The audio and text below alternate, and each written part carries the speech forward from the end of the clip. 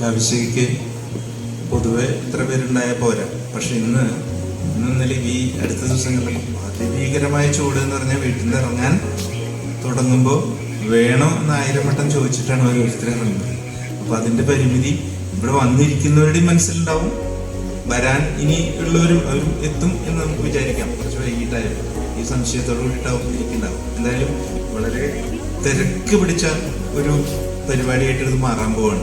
6 പുസ്തക പ്രകാശനം, അതിനെ പരിചയപ്പെടുത്തുന്ന ഉൾപ്പെടെയുള്ള എല്ലാ കാര്യങ്ങളും ഒരുമിച്ച് നടക്കണം എന്നുള്ളതുകൊണ്ട് അപ്പോൾ ഒരു വലിയ രീതിയിലുള്ള പ്രസംഗങ്ങൾക്ക് യാതൊരു പ്രസക്തിയില്ല എന്ന് എനിക്കറിയാം. എന്തായാലും കാവ്യശിക എന്താ പറയാ, കേരളത്തിലെമ്പാടുമുള്ള കവികളുടെ കൂട്ടായ്മയായി മാറിക്കഴിഞ്ഞിട്ട് ഇനി കേരളത്തിന് പുറത്തേക്കും എത്തിയിട്ടുണ്ട്. അന്താരാഷ്ട്ര തലത്തിലും നമ്മുടെ ആളുകൾ കാവ്യശികക്കാർ ഉണ്ട് എന്ന് നമുക്കറിയാം.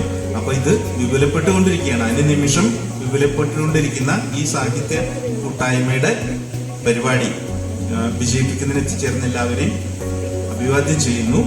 ഈ ചടങ്ങ് ഉദ്ഘാടനം ചെയ്യുന്നതിന് പ്രശസ്ത കവി രാമകൃഷ്ണ മാഷ്, KV രാമകൃഷ്ണനെ ആദരപൂർവ്വം ക്ഷണിക്കുന്നു.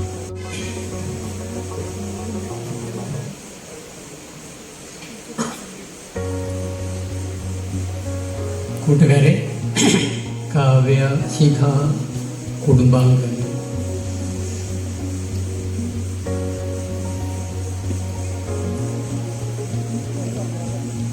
അധ്യക്ഷൻ സൂചിപ്പിച്ചത് പോലെ ദീർഘമായ പ്രസംഗത്തിന് പ്രസക്തിയില്ല.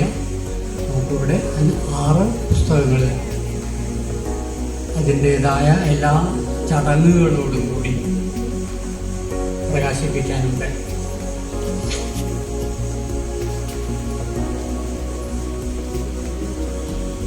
ചില ദിവസങ്ങൾക്ക് മുമ്പ് രാവണി എന്നെ വിളിച്ച് സംസാരിച്ചപ്പോൾ ഒരു പുസ്തകത്തിൻ്റെ പ്രകാശനം നടക്കുന്നു, ഇന്ന ദിവസമാണ് വെച്ചിരിക്കുന്നത്, മാഷ് ഒഴിവാവല്ലോ, ഉണ്ടാവണം, ഞങ്ങളുടെ കൂടെ ഉണ്ടാവണം. ശരി, ഞാൻ ഉണ്ടാവാമെന്ന് പറഞ്ഞു. പിന്നെ വരുന്നു ഓരോ പുസ്തകം ഓരോന്നോരോന്നായിട്ട് അവസാനം 4 പുസ്തകമായി 5 പുസ്തകമായി 6 പുസ്തകമായിരിക്കുന്നു. 6 പുസ്തകങ്ങൾ ഞാൻ സൂചിപ്പിച്ച്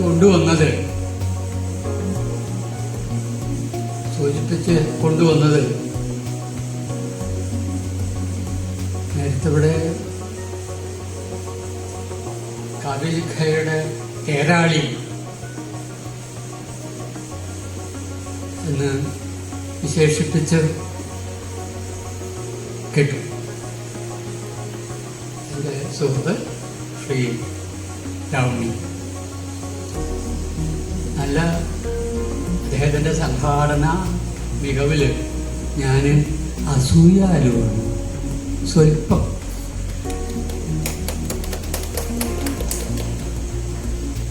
ഇത് കഴിഞ്ഞാൽ വരുന്ന ആഴ്ച അവിടെ 3 ദിവസത്തെ പരിപാടിയാണ് നടക്കാൻ പോകുന്നത്. ഇതിൻ്റെ തുടർച്ച ഇന്നുള്ള മട്ടില്ല. ഇടയ്ക്ക് 2-3 ദിവസമേ ഉള്ളൂ, 3-4 ആഴ്ച. അപ്പോൾ ഇതൊക്കെ ഒരുമിച്ച് കൂട്ടിപ്പിടിച്ച് കൊണ്ട് നടക്കുക എന്ന് പറയുന്നത് അത് തന്നെയാണ് തേരാളിയുടെ എല്ലാ കുതിരയുടെ എല്ലാ ജീനികൾ, മറ്റേ എന്താ പറയാ, കടിഞ്ഞാൺ, അത് എല്ലാം കൂടി ചേർത്ത് പിടിച്ച് നേർവഴിക്ക് കൊണ്ടുപോകുന്ന തേരാളി. ഞാൻ വളരെ വിനയത്തോടുകൂടി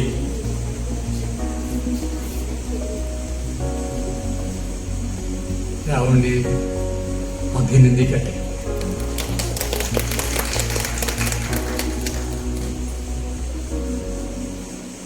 ഒരു 10-15 മിനിറ്റ് ഞാൻ എടുക്കേണ്ട കുഴപ്പമില്ലല്ലോ.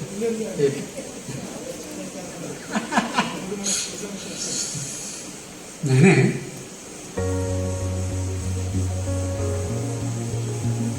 ഇവിടെ വരുമ്പോഴാണല്ലോ ഞാൻ എൻ്റെ കിരീടം മാറ്റി വെച്ചിരിക്കുന്നത്.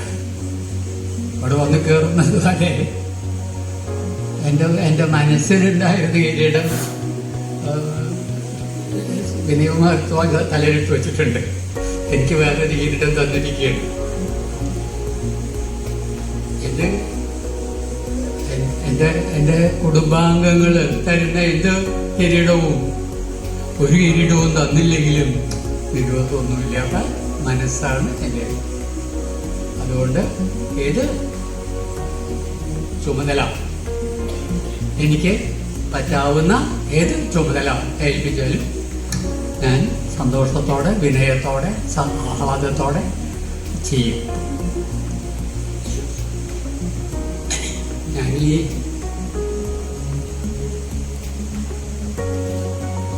അധ്യക്ഷൻ എന്നുള്ള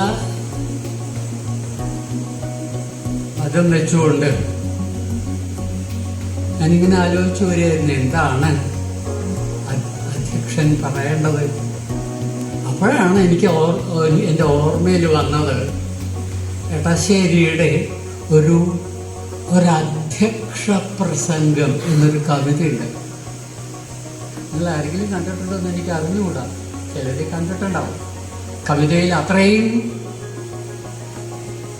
പരന്ന, അഗാധമായ പരന്ന ശ്രദ്ധ എത്തിയിട്ടുള്ളവർക്ക് മാത്രമേ ആ കവിത ശ്രദ്ധിച്ചിട്ടുണ്ടാവുള്ളൂ എന്നാണ് എനിക്ക് തോന്നുന്നത്. അധികമാരും ശ്രദ്ധിച്ചിട്ടില്ലാത്ത, അഥവാ അധികമാരും ചർച്ച ചെയ്ത് കണ്ടിട്ടില്ലാത്ത,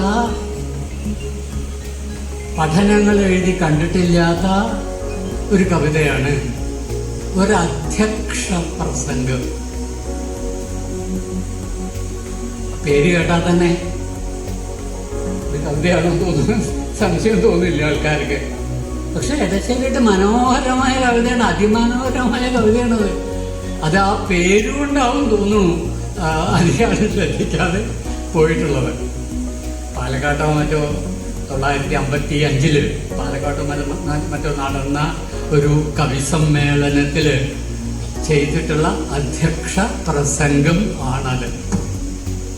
ഒരു പക്ഷേ മലയാളത്തിൽ ഇങ്ങനെയൊരു സംഭവം വേറെ ഉണ്ടാവുമെന്ന് എനിക്ക് എൻ്റെ പരിചയത്തിലില്ല. കവിസമ്മേളനത്തില് ഒരു കവിത കൊണ്ട് അധ്യക്ഷ പ്രസംഗം നടത്തിയിട്ട് മിണ്ടാതിരിക്കുന്നൊരു അധികം പറഞ്ഞു കേട്ടിട്ടില്ല. ഒരു പക്ഷേ കുഞ്ഞുകുട്ടൻ തമ്പുരാന്റെയോ മറ്റേ കാലത്തൊക്കെ അദ്ദേഹം അതിനെ സംസാരിക്കുന്നതൊക്കെ കവിതയിലായിരുന്ന കാലത്ത്, അധ്യക്ഷ പ്രസംഗമല്ല എന്ത് വേണമെന്നുണ്ടെങ്കിലും കവിതയിലായിരുന്ന ആ കാലത്ത് നടന്നിട്ടുണ്ടോ എന്നും അറിഞ്ഞുകൂടാ. പക്ഷേ നമ്മുടെ കാലത്തേക്ക് ഇറങ്ങി വന്നാൽ എടശ്ശേരിയുടെ അധ്യക്ഷ പ്രസംഗം പോലെ ഒരു കവിതയും അതിൻ്റെ ഒരു പ്രകരണവും ഉണ്ട് എന്ന് തോന്നുന്നില്ല. അനഭിജ്ഞനായോരെന്നെ അധ്യക്ഷനാക്കുന്നു നിങ്ങൾ എന്ന് കവിത തുടങ്ങുന്നതല്ല കേട്ടോ, ഇടയ്ക്കുള്ളൊരു വരിയാണ്. അനഭിജ്ഞനായോരെന്നെ അധ്യക്ഷനാക്കുന്നു നിങ്ങൾ. നിങ്ങൾ ചെറുപ്പക്കാർ ചെറിയ മറ്റേ മാവിൻ്റെ മുകളിൽ തൈമാവുകളുടെ മുകളിൽ കുയിലുകൾ പാടാനിരിക്കുമ്പോൾ ഈ മുത്തൻ മാവിൻ്റെ മുകളിൽ ഞാനിരുന്ന് കാകാരവം തന്നെയാണ് കാകരവം തന്നെയാണ് പറയുന്നത്. നമ്മുടെ സംഗീതമില്ല, സംഗീതം ഈ രവമാണ് സംഗീതം, വരയ്ക്കുന്ന സംഗീതമാണ്. ഞാൻ അതിൻ്റെ വിശദാംശങ്ങളിലേക്ക് പോകുന്നില്ല. 1-2 കാര്യങ്ങൾ സൂചിപ്പിച്ച് അവസാനിപ്പിക്കും. ഈ കവിതയിൽ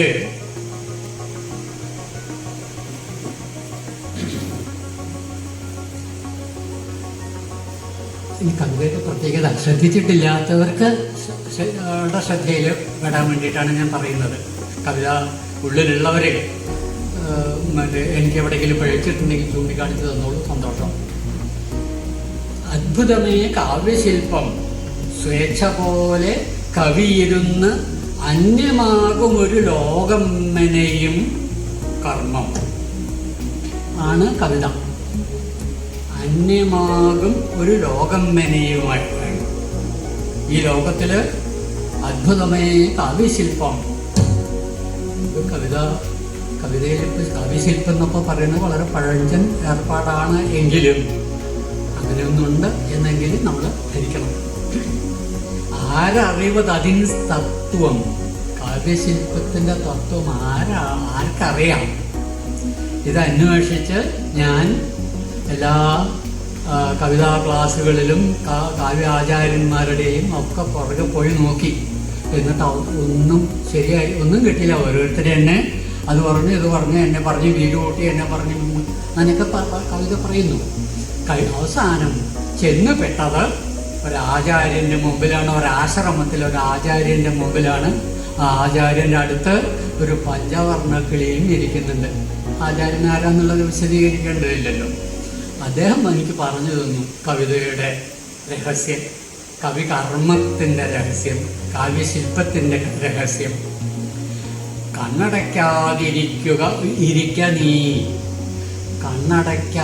ഇരിക്ക നീ ഉലകത്തിന്നേർക്ക്, പക്ഷെ കണ്ടുകൊള്ളുക സുഖസ്വപ്നം മതിയാവോളം. കണ്ണടയ്ക്കാതിരിക്കുക, ലോകത്തിൻ്റെ നേരെ മനുഷ്യ ജീവിതത്തിൻ്റെ നേരെ, ലോകത്തിൻ്റെ നേരെ കണ്ണടയ്ക്കാതിരിക്കുക. സുഖസ്വപ്നം ധാരാളം കണ്ടോളും. ആകാശത്തോളം ഇമാജിനേഷൻ, നിന്റെ ഭാവന ആകാശത്തോളം പൊങ്ങട്ടെ, ഒരു കുഴപ്പമില്ല. പക്ഷേ മണ്ണിൽ നിന്ന് വേണം വളം വലിച്ചെടുക്കാൻ. നിന്റെ ഭാവന എവിടേക്കെല്ലാം വളർന്നാലും ശരി, ഏതെല്ലാം ഉയരങ്ങളിലേക്ക് പോയാലും ശരി, വേരിൻ്റെ തല മണ്ണിൽ വേണം. മണ്ണിൽ നിന്ന് വേണം വളം വലിച്ചെടുക്കാൻ. എനിക്ക് കാവ്യശില്പത്തിൻ്റെ കവികർമ്മത്തിൻ്റെ സൂത്രങ്ങൾ പറഞ്ഞു തരികയാണ് ആചാര്യൻ. നീതി വേറെ, നിയാമക ശക്തി വേറെ, യുക്തി വേറെ, നീ പണിയും പ്രപഞ്ചത്തിൻ നിയമം വേറെ. ഇവിടെയുള്ളതല്ലൊന്നും കാവ്യലോകങ്ങളിൽ, പക്ഷേ ഇവിടെ ഇല്ലാത്തതൊന്നും അവിടെയില്ല. ഇതിഹാസ്തി വ്യാസൻ പറഞ്ഞത് ഓർക്കുക. ഇതിഹാസ്തി അന്യത്ര എന്നെ ഹാസ്തി കുത്രജീ എന്ന് വ്യാസൻ പറഞ്ഞത് ഓർക്കുക. ഇതൊക്കെ പറഞ്ഞു തന്നിട്ട് എന്നോട് ആചാര്യൻ പറഞ്ഞു, പോയി കവിതകൾ എഴുതിക്കൂട്ടുക. പോയി കവിതകൾ എഴുതിക്കൂട്ടുക. നിനക്കാകുമല്ലോ ചിരിക്കാനും കരയുവാനും. നിനക്കാകുമല്ലോ ചിരിക്കാനും കരയുവാനും. ഇത് പറഞ്ഞിട്ട് ആചാര്യൻ എന്നെ എന്നോട് ധ്യാനത്തിലേക്ക് പോവുകയും ചെയ്തു. എനിക്കാകെ പരിഭ്രമമായി. എന്താ ചിരിയും കരച്ചിലും കവിതയും തമ്മിലുള്ള ബന്ധം? ചിരിയും കരച്ചിലും കവിതയും തമ്മിലുള്ള ബന്ധം എന്താണ് എന്നറിയാതെ ഉഴരുമ്പോൾ ഞാൻ ഉഴന്ന് നടക്കുകയാണ്. അപ്പോൾ ആചാര്യൻ്റെ കിളി എന്നെ തിരിച്ചു വിളിച്ചിട്ട് മണ്ടച്ചാരപടി എനിക്ക് പറഞ്ഞു തന്നതെന്ന് എനിക്ക് മുഴുവൻ മനസ്സിലായിട്ടില്ല, അവിടെ ഇരിക്കല്ലോ എന്ന് പറഞ്ഞിട്ട് കിളി എനിക്ക് പറഞ്ഞു തന്നു. എന്താ പറഞ്ഞു തന്നത്? ഗരിഷ്ഠസങ്കൽപ്പം സാധോ, ഗരിഷ്ഠസങ്കൽപ്പം സാധോ കവിതയാമോ. അവതരിപ്പിക്കുന്ന വിഷയം എത്ര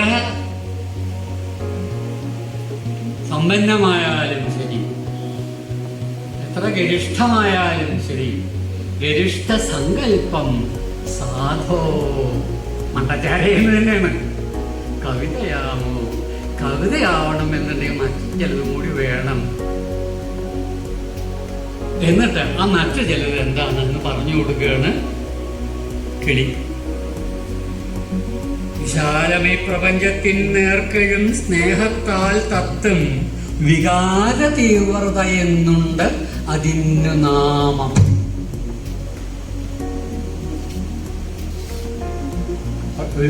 വിശാലമീ പ്രപഞ്ചത്തിൻ നേർക്ക് എഴും സ്നേഹത്താൽ തത്വം വികാര തീവ്രത.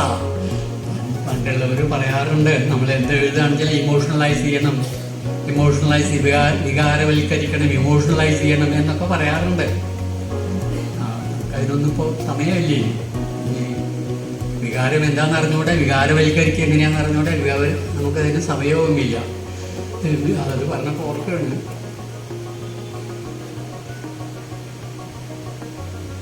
No emotional expression is possible.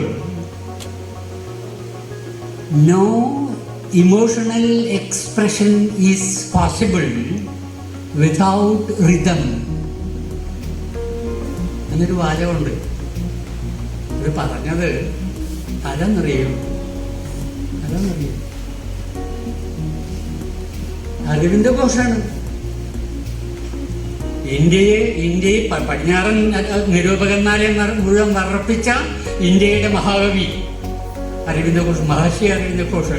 Aravinda ഘോഷിന്റെ കവിതയുടെ ഓൺ പോയിട്രി ഒരു ബുക്കുണ്ട്. ആ ബുക്കിൽ ഉള്ള വാചകമാണത്. No emotional expression is possible without rhythm. ഈ വികാരവലി ഇത് തന്നെയാണ് പറയുന്നത്. അത് തന്നെയാണ് ഇവിടെ എഴുത്തച്ഛൻ്റെ കിളി പറഞ്ഞത്. വികാര തീവ്രത എന്നുണ്ട് അതിൻ്റെ നാമം. ഹൃദയത്തെ നിരന്തര താളക്രമത്തിൽ താൻ നിർത്തും, അത് മോന്തിക്കൊള്ളൂ താങ്കൾ കഴുത്തിനൊപ്പം. വികാരനിർഭരമാകും ഹൃദയത്തിൽ നിന്നുറന്ന് നിഗളിപ്പതല്ലോ നിത്യം വിശിഷ്ട കാവ്യം. വികാരനിർഭരമാകും ഹൃദയത്തിൽ നിന്നുറന്ന് നിഗളിപ്പതല്ലോ നിത്യം വിശിഷ്ട കാവ്യം. നമ്മുടെ മഹാകവി അതുകൊണ്ടും എവിടെ എത്തിയില്ല. എവിടെയപ്പോൾ ഇത് കിട്ടുക? എവിടെയപ്പോൾ ഇത് ഒരു തുള്ളി കിട്ടണ്ടേ? ഈ പ്രപഞ്ച സ്നേഹം എന്ന് പറഞ്ഞ ഒരു തുള്ളി കിട്ടണ്ടേ എവിടെയെങ്കിലും?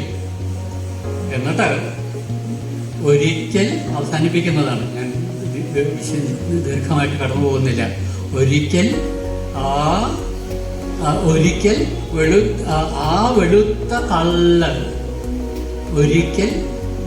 വെളുത്ത കള്ള് അകത്തെത്തി തത്തി എൻ്റെ കരൾക്കൊരു താളക്രമം വരുത്തിയെങ്കിൽ എന്ന് അന്വേഷിച്ച് നടക്കുകയാണ്. ഒരിക്കൽ ആ വെളുത്ത കള്ള് പ്രപഞ്ചസ്നേഹം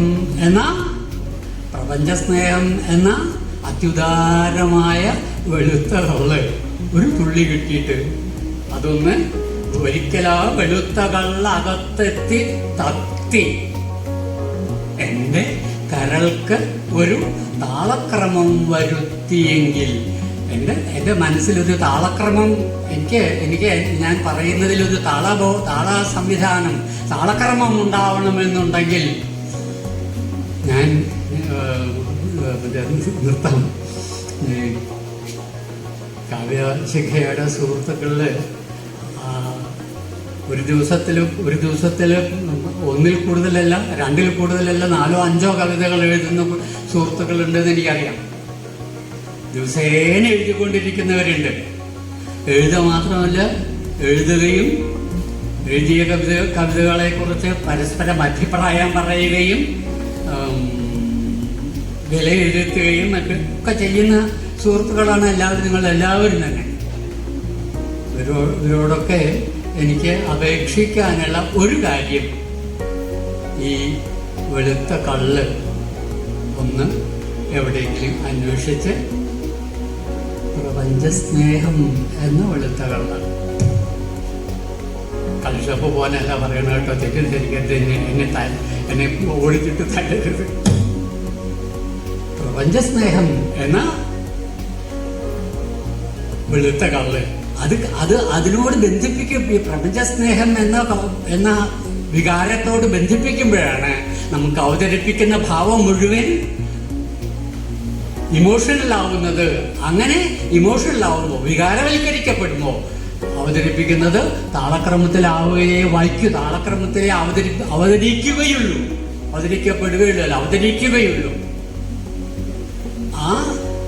അടിസ്ഥാന ബോധം, ഈ അടിസ്ഥാനമായ കവിതയെക്കുറിച്ച്, കാവ്യശില്പത്തെക്കുറിച്ചുള്ള ഈ അടിസ്ഥാനമായ ദർശനം ആണ് ഈ കവിതയുടെ വേര്, അല്ലെങ്കിൽ ഈ കവിതയുടെ ഹൃദയം. മറ്റേ അധ്യക്ഷപ്രസംഗം എന്ന കവിതയുടെ ഹൃദയം ഒരു പക്ഷേ ശ്രദ്ധിക്കാതെ പോയാൽ നമുക്കൊക്കെ നഷ്ടപ്പെട്ടു എന്നാണ് ഞാൻ പറയുക. ആവർത്തിച്ച് വായിക്കേണ്ട, ആവർത്തിച്ച് വായിക്കുകയും എന്താണ് ഈ മനുഷ്യൻ പറയാൻ ശ്രമിക്കുന്നത് എന്ന് മനസ്സിലാക്കാൻ പറകെ ഓടുകയും ചെയ്യേണ്ട കവിതയാണ് എടശ്ശേരിയുടെ ഒരധ്യക്ഷ പ്രസംഗം എന്ന് മാത്രം സൂചിപ്പിക്കട്ടെ. കവിതയിലും കവിതാ നിരൂപണത്തിലും കവിതാ ആസ്വാദനത്തിലും കവിത ആസ്വാദനം എന്ന് പോലും ഞാൻ പറയില്ല. ആസ്വദിക്കുന്നത് വായിലോ ചുണ്ടിലോ നാവിൻ്റെ തുമ്പിലോ അല്ലെങ്കിൽ നാവിൻ്റെ വായിലോ ഒക്കെ എത്തുന്നുള്ളൂ. ആസ്വാദനം അനുഭവിക്കണം. കവിത അനുഭവിക്കാനുള്ളതാണ്, ആസ്വദിക്കാനുള്ളതല്ല. കവിത പറയാനുള്ളതല്ല, മനസ്സിലാക്കാനുള്ളതല്ല. പറയാൻ പേടിയാവുന്നു. കവിത പറയാനുള്ളതല്ല, മനസ്സിലാക്കാനുള്ളതല്ല, പഠിപ്പിക്കാനുള്ളതല്ല. പഠിപ്പിക്കാൻ വയ്യാത്തതാണ്. ഞാൻ അനുഭവത്തിൽ നിന്ന് പറയുന്നതാണ്. സുഹൃത്തുക്കളെ തെറ്റിദ്ധരിക്കരുത്. ഞാൻ ജീവിതകാലം മുഴുവൻ അധ്യാപകനായി എന്നാൽ ഇന്നും പറ്റുന്നുണ്ടെങ്കിൽ ഞാൻ ചെയ്യാൻ തയ്യാറുള്ളൂ. പക്ഷേ എനിക്ക് പറ്റില്ല. കവിത പഠിപ്പിക്കാൻ പറ്റില്ല. എങ്ങനെ അനുഭവം പഠിപ്പിക്കുക? അനുഭവം പഠിപ്പിക്കാൻ പറ്റുമോ? പനിനീർപ്പൂവും സുഗന്ധം, നല്ല മനോഹരമായ ഗന്ധമുണ്ട്. സുഗന്ധം പനിനീർപ്പൂവിൽ നല്ല വാസനയുണ്ട് എന്ന് ഞാൻ അനുഭവിക്കുന്നു. എന്നിട്ട് ഞാൻ കവിത എന്ന പനിനീർപ്പൂവ് നല്ല സുഗന്ധം ഞാൻ അനുഭവിക്കുന്നു. നിങ്ങളോട് കവിതയിൽ ഈ പനിനീർപ്പൂവിന് നല്ല സുഗന്ധമുണ്ടെന്ന് പറഞ്ഞതുകൊണ്ട് നിങ്ങൾക്ക് എന്താ കിട്ടുക? ഒന്നും കിട്ടില്ല. തീർച്ചയായും അത് സ്വയം അനുഭവിക്കേണ്ട. അതുകൊണ്ടാണ് കവിത പഠിപ്പിക്കാൻ പറ്റില്ല എന്ന് പറഞ്ഞത്. അവനവൻ്റെ ഉള്ളിൽ ഈ കവിതയിലേക്ക് എത്തുന്ന ഒരു ഉൾക്കണ്ണ്, കവിതയുടെ ഉള്ളിലേക്ക് എത്തുന്ന ഒരു ഉൾക്കണ്ണ് ഓരോരുത്തരുടെയും മനസ്സിൽ ഉണ്ടാവണം. അത് വളർത്തിയെടുക്കുകയും വേണം കവിതയെ സമീപിക്കുമ്പോൾ എന്ന് എനിക്ക് തോന്നുന്നു. അതുകൊണ്ട് തന്നെ ഞാൻ ആവർത്തിക്കട്ടെ, കവിത മനസ്സിലാക്കാനുള്ളതല്ല, പറയാനുള്ളതല്ല, മനസ്സിലാക്കാനുള്ളതല്ല, പഠിക്കാനുള്ളതല്ല, പഠിപ്പിക്കാനുള്ളതല്ല, അനുഭവിക്കാനുള്ളതാണ്. കവിത അനുഭവത്തിൻ്റെ മേഖലയിലേക്ക് വികസിക്കുമ്പോഴേ പൂർണ്ണമായി അത് നമ്മോട് സംവദിക്കുന്നുള്ളൂ. ആ തലത്തിലേക്ക് നമ്മുടെ കാവ്യരചന, കാവ്യാസ്വാദനം, കാവ്യരചനയും കാവ്യാനുഭവവും വളരട്ടെ, വികസിക്കട്ടെ എന്ന് പ്രാർത്ഥിച്ചുകൊണ്ട് ഈ വിനയത്തോടെ ആവർത്തിക്കട്ടെ, വിനയത്തോടെ, ആദരത്തോടെ, സന്തോഷത്തോടെ ഞാൻ ഉദ്ഘാടനം ചെയ്യുന്നു. നന്ദി.